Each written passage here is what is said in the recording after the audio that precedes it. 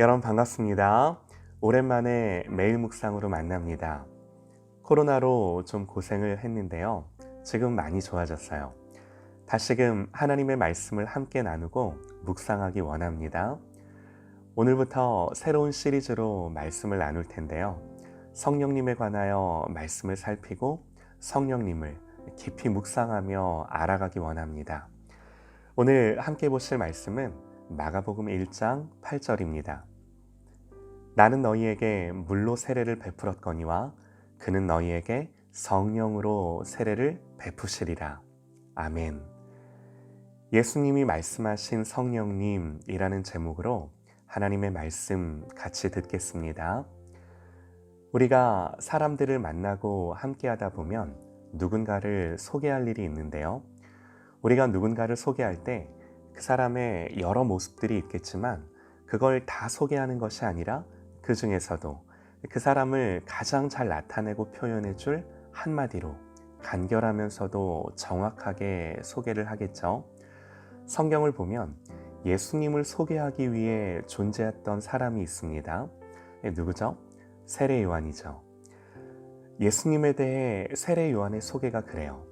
이 사람의 사명은 예수님을 잘 소개하고 예수님을 세상에 드러내고 주님이 오실 길을 준비했던 사람이었어요. 때문에 예수님에 대한 세례 요한의 소개가 너무 중요한데요. 그 누구보다 예수님에 대해서 가장 정확한 핵심과 본질을 간결하면서도 명확하게 말했을 것입니다. 세례 요한이 예수님을 뭐라고 소개했을까요? 성경을 보면 이분의 말이 몇 마디 기록되어 있지 않아요. 그럼에도 마태, 마가, 누가, 요한이 이분이 했던 이 말을 공통적으로 기록하고 있어요. 오늘 함께 읽은 말씀이에요. 예수님에 대해서 나는 너희에게 물로 세례를 베풀었거니와 그는, 예수님은 너희에게 성령으로 세례를 베푸시리라. 이 구절이 사복음서에 다 기록되어 있어요. 요한이 예수님을 뭐라고 소개해요? 성령으로 세례를 베푸시는 분. 성령으로 세례 베푼다는 것을 어렵게 생각하지 마세요. 한마디로 성령님을 우리에게 주시는 분이세요. 예수님 누구신가? 우리가 여러 말로 예수님을 고백할 수 있겠죠. 그런데 예수님을 소개하는 게 사명이었던 요한은 예수님을 가리켜 성령님을 우리에게 주시는 분이다 그러는 거예요.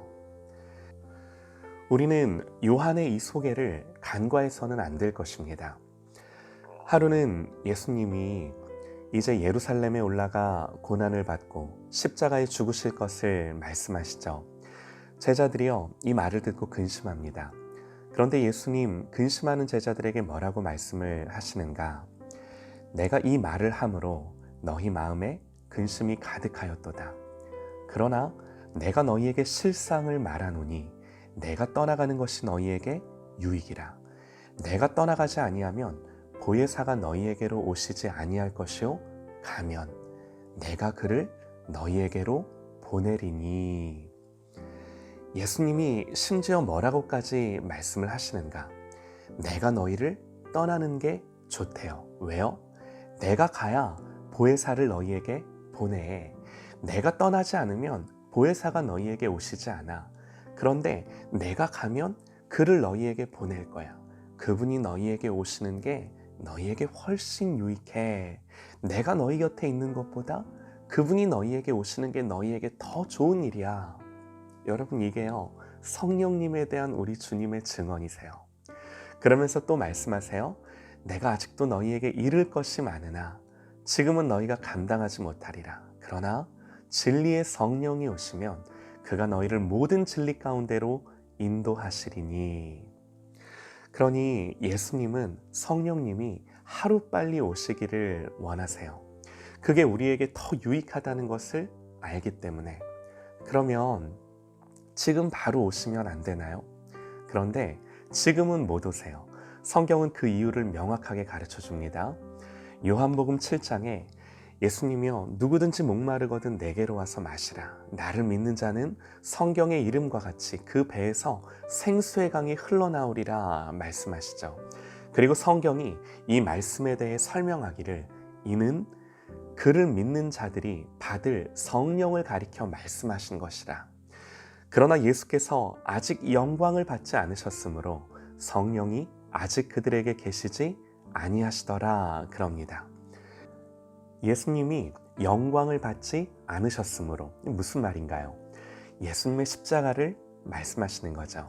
성경은 예수님의 십자가 사역이 아직 성취되지 않았기에 성령이 아직 그들에게 오실 수 없다고 말씀하시는 거예요. 여러분, 이게 무슨 말인가요? 예수님의 십자가 성취가 무엇입니까? 예수님이 십자가에서 뭘 이루셨나요? 죄사함이죠. 예수님이 우리 죄를 대신해서 심판받으셨어요. 그래서 더 이상 죄에 대한 법적인 책임이 우리에게는 없어요. 너무나 놀라운 은혜죠. 그런데 단지 우리의 죄가 사함받은 것이 전부일까요? 우리의 죄가 사해졌다는 것이 무슨 의미인가요? 내가 의인이 되었다라는 것이 아닙니다. 하나님이 의롭다 여겨주신 것은 분명한 사실이지만 나의 존재와 행위가 하나님 앞에서 의롭다는 것은 절대로 아니죠. 내가 좀 더 착해지고 의로워졌나요? 아니요. 눈꽃만큼도 나아진 게 없어요. 주님의 십자가로 바뀐 것이 있다면 하나님이 바뀌셨어요. 무슨 말인가요? 우리에 대한 하나님의 진노가 누그러지셨어요. 죄인을 향한 하나님의 진노가 사라졌어요. 주님이 모든 진노와 심판을 받으셨기에 예수님 안에서는 더 이상 어떤 심판도 정죄함도 없는 것입니다. 그 결과 이제 하나님이 죄인에게 오실 수 있으세요. 십자가 때문에 하나님이 죄인과 함께 하실 수 있는 근거가 생겼고 길이 열린 거예요. 이것이 예수께서 아직 영광을 받지 않으셨으므로 성령이 아직 그들에게 계시지 아니하시더라는 의미입니다. 그러니까 결론적으로 성경이 우리에게 증언하는 게 뭐예요? 예수님은 내가 너희를 떠나는 것이 유익하다고까지 말씀하실 만큼 속히 가서 성령님을 보내주고 싶어 하셨어요. 그리고 결정적으로 예수님은 성령님을 우리에게 주시고자 십자가에서 죽으셨어요. 주님의 십자가로 우리에게 일어난 가장 좋은 변화가 있다면 그것은요, 성령님이 우리에게 오실 수 있는 죄사함으로 길이 열린 것입니다. 이것이 요한이 예수님을 가리켜 성령님을 우리에게 주시는 분이라고 소개한 이유입니다. 여러분, 간단하게 살펴봤지만 이게요, 예수님이 말씀하시는 성령님에 대한 묘사예요. 성경이 말씀하는 성령님에 대한 설명이에요. 주님은 왜 십자가를 지시면서까지 그분이 오셔야 너희에게 유익하기에 내가 떠나는 것이 좋다고까지 왜 그렇게까지 말씀을 하셨을까요? 성령님 누구신가요? 성령님 하나님이세요. 하나님이 친히 우리 안에 오시는 것. 하나님이 그저 육체로 내 옆에 계시는 것 정도가 아니라 내 속에 오셔서 나와 연합하시는 것. 주님은요, 이걸 열망하셨어요. 에베소서는 증언합니다. 그때의 너희는 그리스도 밖에 있었고 이스라엘 나라 밖의 사람이라. 약속의 언약들에 대하여는 외인이요 세상에서 소망이 없고 하나님도 없는 자이더니 이제는 전에 멀리 있던 너희가 그리스도 예수 안에서 그리스도의 피로 가까워졌느니라. 그는 우리의 화평이신지라. 둘로 하나를 만드사 원수된 것 곧 중간에 막힌 담을 자기 육체로 허시고 법조문으로 된 계명의 율법을 폐하셨으니 이는 이 둘로 자기 안에서 한 새 사람을 지어 화평하게 하시고 또 십자가로 이 둘을 한 몸으로 하나님과 화목하게 하려 하심이라. 원수된 것을 십자가로 소멸하시고 또 오셔서 먼 데 있는 너희에게 평안을 전하시고 가까운 데 있는 자들에게 평안을 전하셨으니 이는 그로 말미암아 우리 둘이 한 성령 안에서 아버지께 나아감을 얻게 하려 하심이라. 한 성령 안에서 하나님과 우리가 하나 되게 하시기 위해. 사랑하는 여러분, 주님은요, 이것을 열망하셨어요. 이것이 주님이 십자가를 지시면서까지 생각하신 그림이셨어요. 주님이 십자가를 지시기까지 우리에게 주고자 하신 성령님, 우리가 이 성령님을 사모하고 인정하고 생각하고 구하실 수 있기를 간절히 소망합니다. 오늘도요, 하나님이신 이 성령님을 간절히 원하십시다. 성령님, 나를 충만케 하옵소서.